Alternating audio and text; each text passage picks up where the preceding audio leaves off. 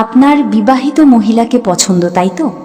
আবার তার সাথে শারীরিক সম্পর্ক করতে চাইছেন। ভাবছেন কিভাবে তার সাথে শারীরিক সম্পর্ক করতে পারবেন। আবার ভাবছেন কিভাবে তার চোখে আপনি সেরা হবেন, কিভাবে তাকে পটাবেন। তো তার সাথে যদি আপনি ফিজিক্যালি হতে চান, তবে তো তার আগে তাকে পটাতে হবে, তাই না? আপনি যদি তাকে ভালোই না বাসেন, সে যদি আপনাকে ভালোই না বাসে, তাহলে আপনার যেটা ইচ্ছা সেটা পূরণ করবেন কি করে?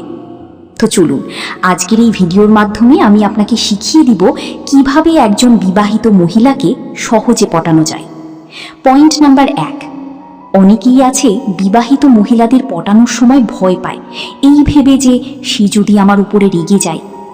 এইসব কিছু ভাবলে হবে না, আপনাকে একদম ঘাবড়ালে হবে না।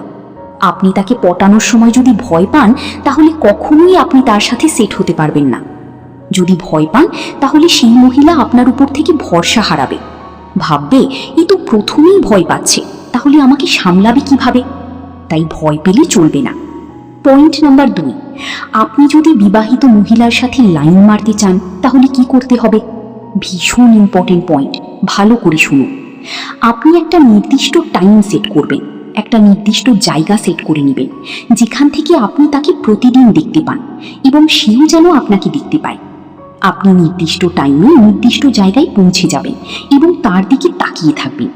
এই স্টেপটা কিন্তু খুবই হেল্পফুল। মনে রাখতে হবে, আপনি যদি প্রতিদিন কারো দিকে তাকিয়ে থাকেন, সেও আপনার দিকে তাকাবে। দেখবেন সে আপনার প্রতি ইমপ্রেস হয়ে যাবে এবং আপনার সাথে কথা বলার জন্য চেষ্টা করবে। পয়েন্ট নাম্বার 3, প্রশংসা করুন।